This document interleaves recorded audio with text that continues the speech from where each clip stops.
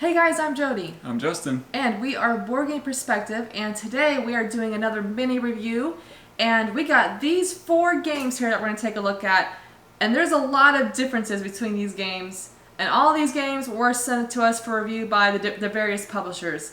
I'm really excited. There's a lot of fun here. And let's jump right in and take a look at each one of these. Scholars of the South Tigris is published by Garfield Games, plays 1 to 4 players, and the designers are Shim Phillips and S.J. McDonald. And in this game, players will need to increase their influence in the House of Wisdom and hire skilled linguists to translate the foreign scrolls into Arabic.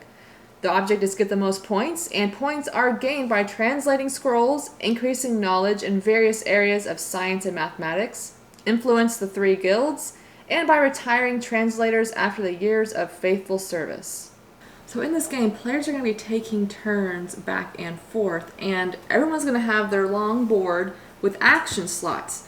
And on your turn, you're going to choose one of the cards in your hand, and you're going to play it in one of those slots to trigger an action. Along with that, you can put 1 or 2 dice on that card to help determine what the value of the action will be by the sum of the dice. And on top of that, you can place out colored workers. There's all kinds of different colors to potentially modify the action even more. So as you're playing these action cards and thinking about what dice and what workers you're wanting to play, you have to take into account your color wheel and think about color theory and what primary colors create what secondary colors. And this was a part that, well, someone had a little trouble remembering back that far. Yeah, and how I'm not good with my color wheel. How do the colors combine to make the secondary colors and things like that? But you do have to take that into account. But it is really cool how they use the dice and the workers to create higher value dice and different colored dice. So again, if you place a die and then you place a worker of the same color, then it's going to turn that die into a 6. But then you could actually place a second worker on that die to completely change the color. So you can place up to 2 workers on each die, so you can really make all sorts of different combinations with these workers and dice. Yeah, and if you're not good with your color wheel like me, then it can be a brain burner trying to figure out how to... I kept saying, like, how do I make orange? Or how do I make this color? And oh my gosh, yeah, I'm very deficit in that. But I found it really fascinating. I actually really liked that mechanic of modifying the dice and the color. And each player also starts with a goal card, which covers up a potential slot where if you meet all of the different objectives, then you have a new slot available to you for basically another action slot. But I like the goal cards because it kind of gives you like an idea of where to start. That's true. So there's a couple goals. Actually, no, there's 3 goals on the card, and so if you don't know where to start, you can at least maybe start trying to fulfill some of those goals to kind of get you going. Yeah, it gives you a direction that you can kind of start moving in, and because it's good to complete all those goals, because as you remove that goal card, then like she said, it opens up that space so that you then have an extra potential action. And it gives you stuff too, like a secondary die later on, and some workers, so good stuff. Absolutely. Now, there are a handful of actions that you can take in this game. So the first one that you can do is recruit, and that deals with the top of the board, a large row of translators. And there's a couple of different things you can do with those. You can either dispatch, which basically you get to take the reward in the upper right-hand corner of the card, or you can employ a translator, where basically that translator gets put in the room down below and could potentially be used in the future to help translate some scrolls into Arabic. The next action that you could possibly take is the travel action, and that's one that I tended to take quite a bit. It helped us to move that one piece around this square part of the board that allowed us to accomplish different things as you went around. When you land on a specific spot, you get a specific thing. Also, if you are playing a certain die and you pass a certain color section on that travel path, I guess we can call it. The color of your action. If the color of your action matches a color that you pass over, then you also get an extra benefit. You also get that. So I used that quite a bit to gain things as I was going. I felt that was a pretty useful little action that I use quite a bit. Yeah, so with that action though, you only need to have the sum to actually take it, but like we said, there's that bonus potentially if you have the matching color that you pass over. But you only need a certain value, and you just move around that number of spaces or up to that number of spaces, and you get, like you said, rewards. But you can also put some scrolls into the House of Wisdom, and that's going to give you influence in the House of Wisdom, and that's going to let you move up on the research track. So lots of good stuff over there as well. Now, well, I guess speaking of research, that's another action you can take. In the middle of the board, and this is my favorite part, I love all of the colored, I guess that my accounting brain just likes all of the columns and all the different colors. I actually really liked it too, because this is how you kind of, I guess, build your engine of sorts and kind of advance yourself to be able to do kind of more things, better things as you go throughout the game. So for the research action, the sum and the color of your action will potentially matter. So whatever color your action is, basically whatever you've made your dice and modifications, whatever you made that color be, that's the color of the track you can move up. And the sum, if it's a higher number, then you can potentially move up twice versus once, or maybe not have to pay gold versus a lower sum. Now we're getting into kind of the meat of it, kind of the translation aspect that this whole game is kind of built around. And, this is where you can pick one of the scrolls, and then you can try and find a path from one language to Arabic by using the scholars, the translators that have been already employed, that are in that kind of translation row, whatever that's called. The rooms, I guess. The rooms of translation rooms. And so, but basically what you have to do is you have to take it from whatever language is on the scroll to Arabic. So you definitely have to have a path with those translators from that language into Arabic. Now, that may not be a direct translation from that language into Arabic. You might have to use 2 or 3 translators in a single translation turn. Yeah. So that's something it's really interesting, though, trying to kind of think about that. And it's like, okay, I've got this, but then I also have to pay to do this and use these and go along this path to finally get to Arabic. And there were a few times when we were like, oh, I want to do this. Oh, but I don't have that to do that. Oh, anyway. So it was a little frustrating at times, but at the same time, it was really cool to kind of try and think and process through that. And whenever you get those scroll cards, they are basically another objective for you to get points at the end of the game. Because you'll keep them on top of your board. And you'll start collecting several of them. And then you can also rest, which is basically kind of a refresh income type of thing. Because you're going to be running out of stuff. And you need to get more stuff. And that's how you're going to do it. And the game end will be triggered once the 4th Caliph card has been placed out. And those Caliph cards are in these scroll piles. So as you're doing the traveling and potentially, getting more scrolls out, the Caliph cards are mixed in that deck. So it's kind of like, keeping the time of the game. And once that 4th Caliph card is revealed, then it triggers the end of the game. And you get different ways to get points, and who has the most points is the winner. So, what did you think about this game? So for me, I actually really liked all of the different options that you had for actions. I felt like, I used travel a lot, and I used it, I feel like, pretty effectively. There was one specific spot on the travel, I don't think it's in here. There's one spot on the travel that you always stopped at. I don't even remember. I think it gave you dice. It just gave you more dice and stuff. You always stopped there. Yeah. It was a good spot. So I like that action. I obviously like that one. But then, being able to research and kind of build your engine that way, and then the actual action of translation, I just thought the whole thing was really quite cool. And then for me, the utilization of the color wheel and kind of color theory and all that kind of stuff, and how do you manipulate the dice using the workers and to increase their value and then change their color and all that kind of stuff. I just felt like it was really, really interesting and kind of some different mechanics that I'd never really played, and I thought they were really cool. Yeah, I am excited that he likes this one. I wanted him to try this one because of those very things. He likes the idea of translation, and he likes, learning languages, and he likes art. So I thought he would like the colors. And, this is a crunchier game. And so I was like, maybe he'll like it, but maybe he won't, but hopefully he does. And I mean, I liked it too. I have a good track record with the Garfield games. There have been a few I haven't liked, but Scholars is one I definitely like. Because you like this one, I might try to get you to play Wayfarers, which is the first one in this new series.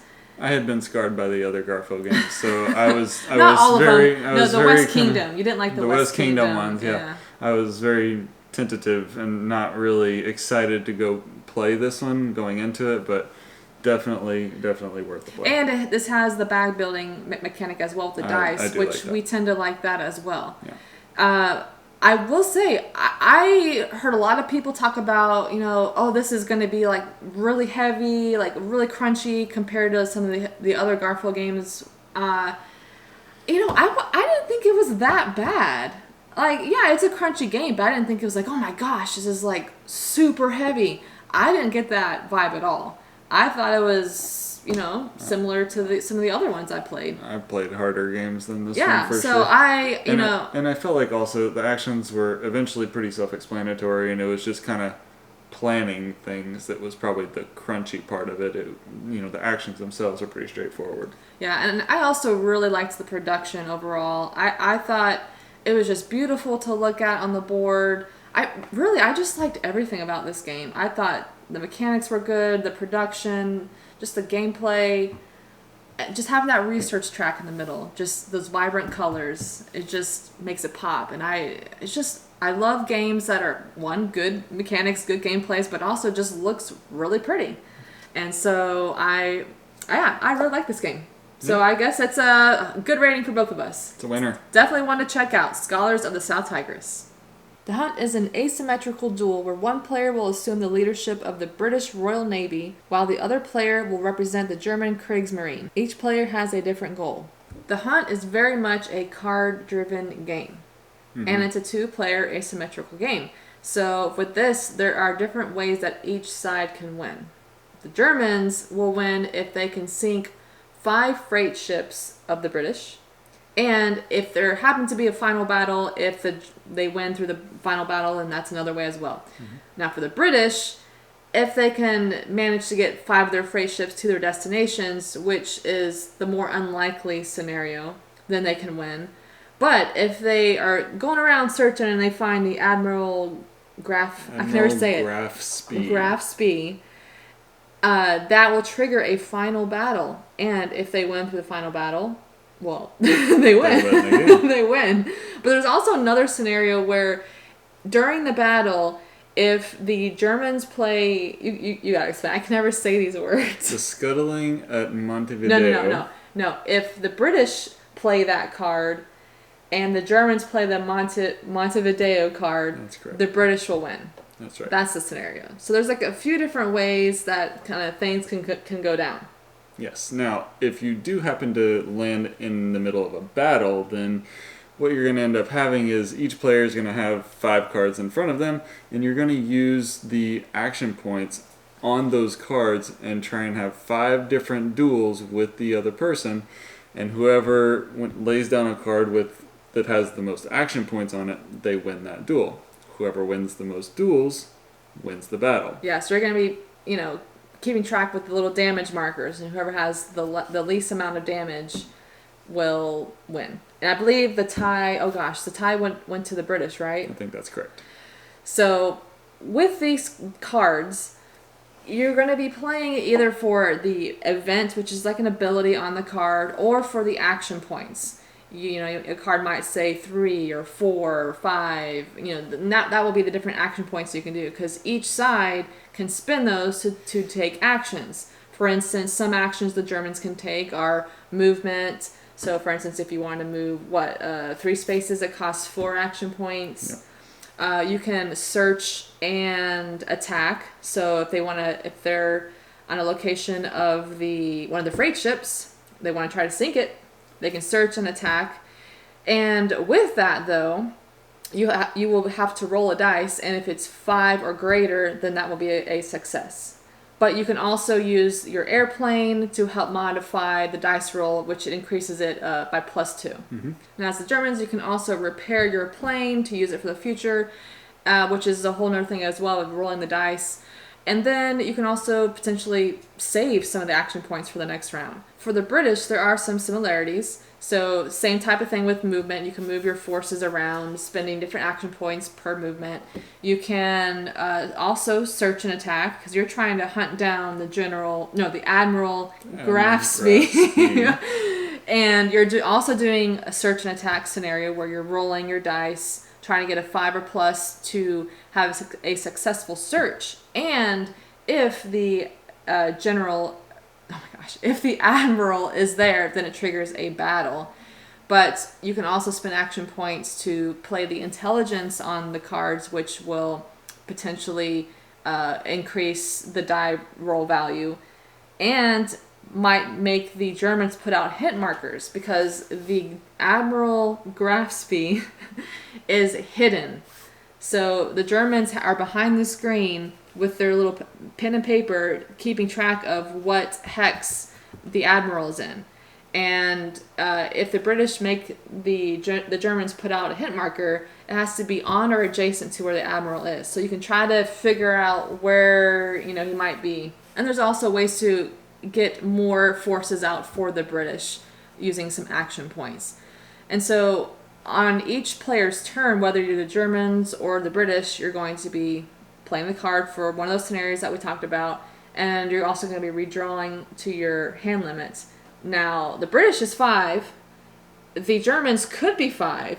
It's always 3, but if the Admiral is next to the Altmark, which is another ship of the Germans, they can draw up to 5 cards if they want. Because if you do draw up to 5 cards, then the British know that you within are that vicinity in of the this Altmark. area. Yeah, so it's like a, kind of a little mind game. So you're just going back and forth playing these cards until someone wins. So, did you like the game? Not like the game? Where you at?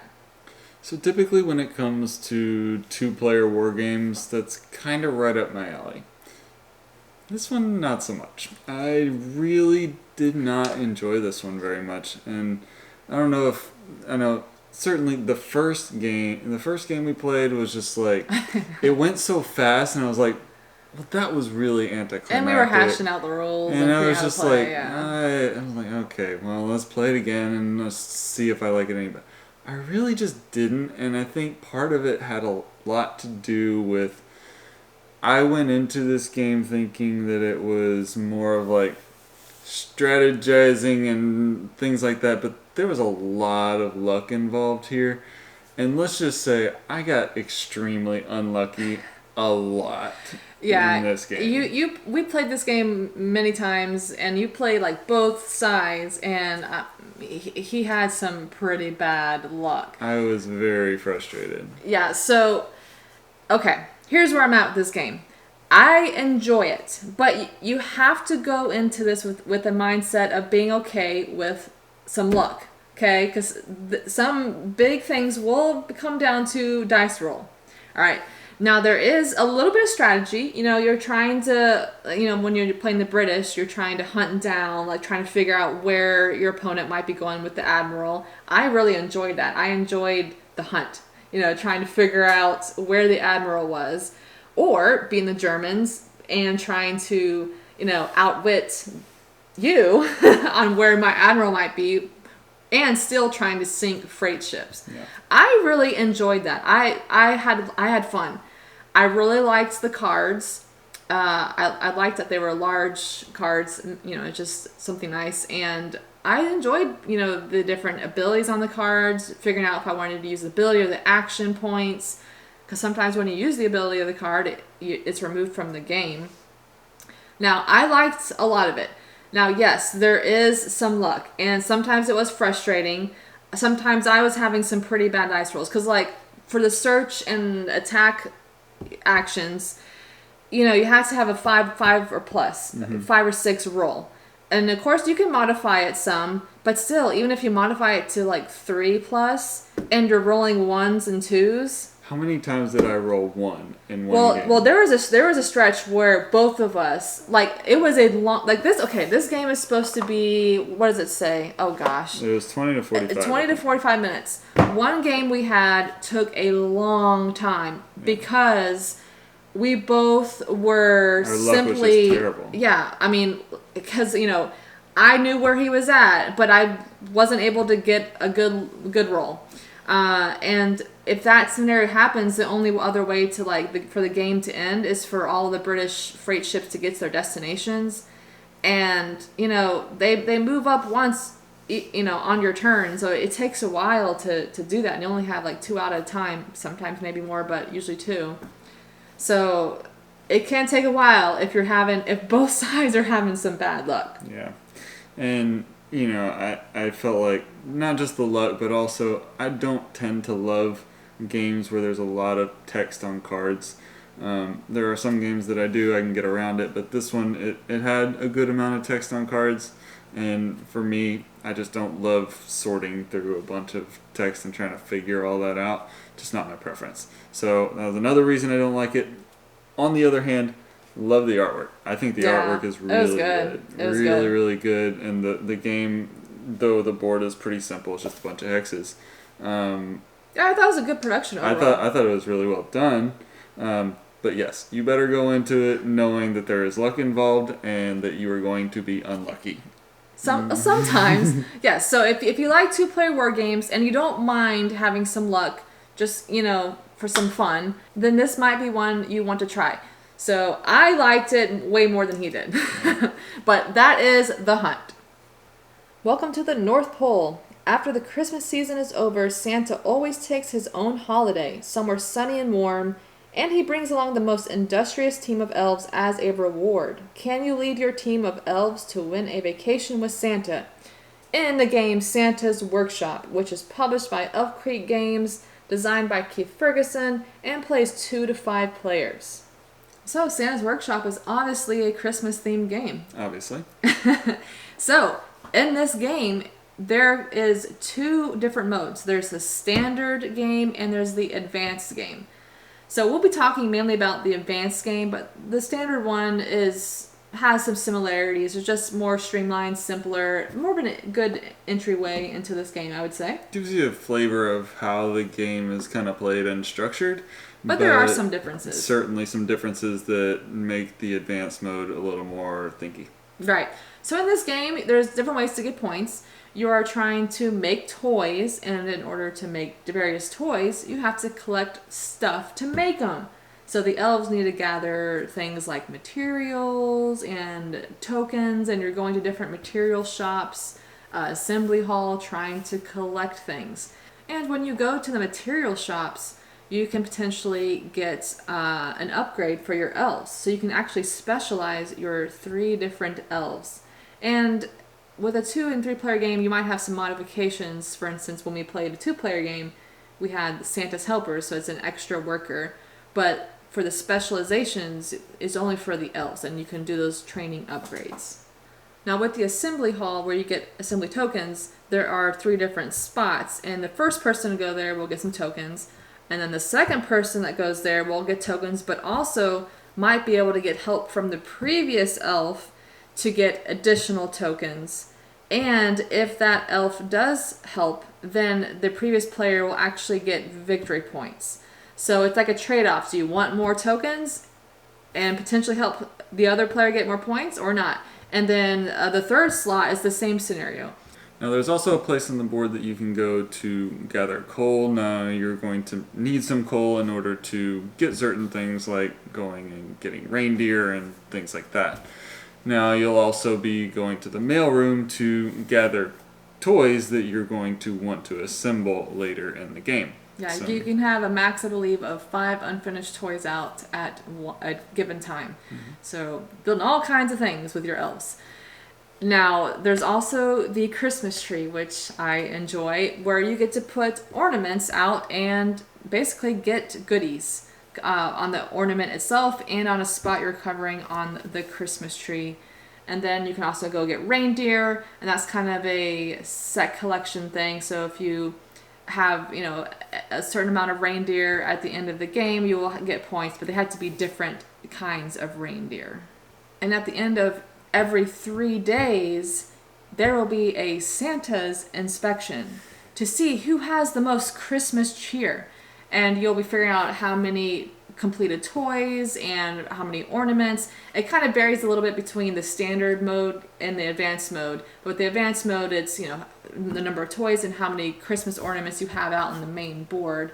And you get points depending on who has the most Christmas cheer. And in the advanced mode, that will happen 3 times because there are 9 days total. I believe the standard was 6 days total. And then after all the days are over and the last Santa's inspection, you tally up all the points with your reindeer, some unfinished goods on your toy cards. And for the advanced mode, you'll get points for different upgrades that you've done. The upgrades you do on your mat will help you during the game and also potentially give you points at the end of the game.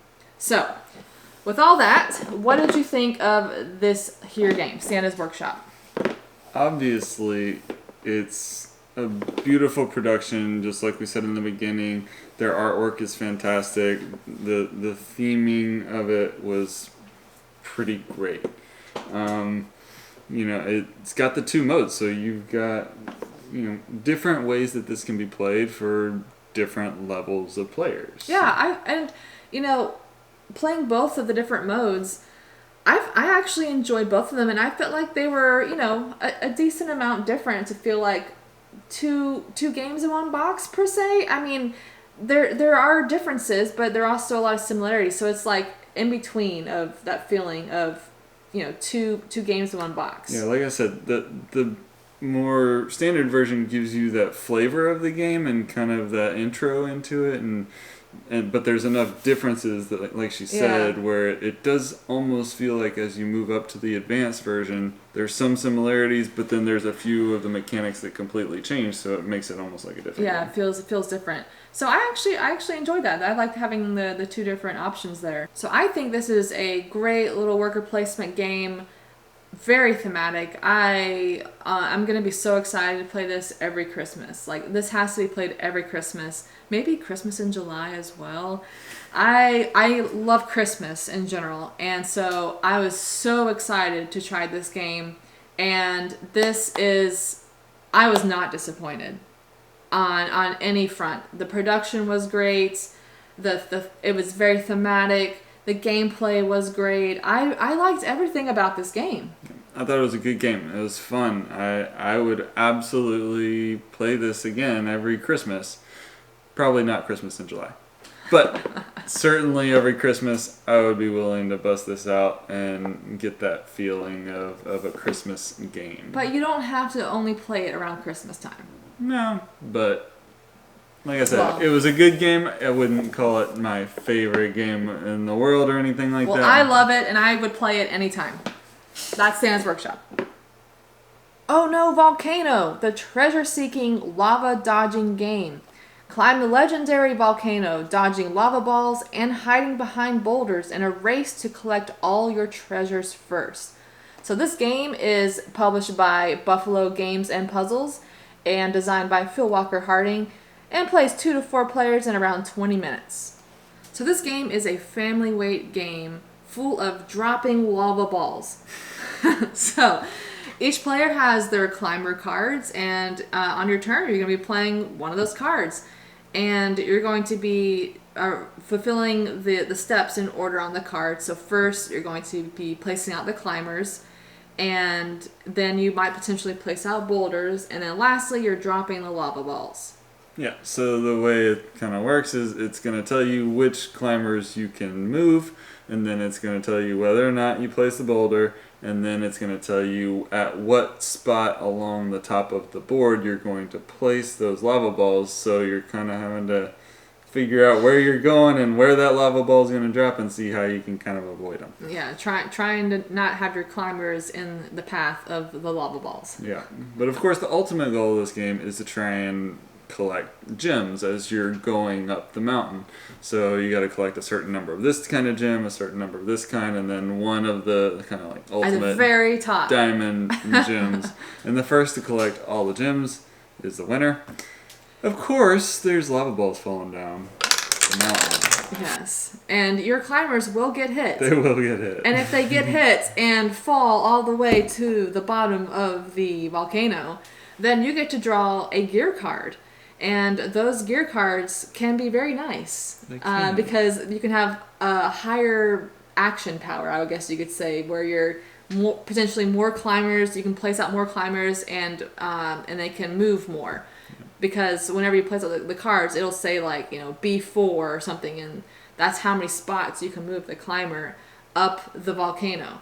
And there are caves that you can travel through. That's true. They're like teleportation yeah, caves. It's like you go into this section, then it makes you up. shoot you out the other side up higher on the mountain. So that is kind of an interesting thing about this mountain. Right. So, yep, this is a family game of dropping lava balls, trying to get your climbers up to collect gems. Yep. So, this game here, what did you think about it?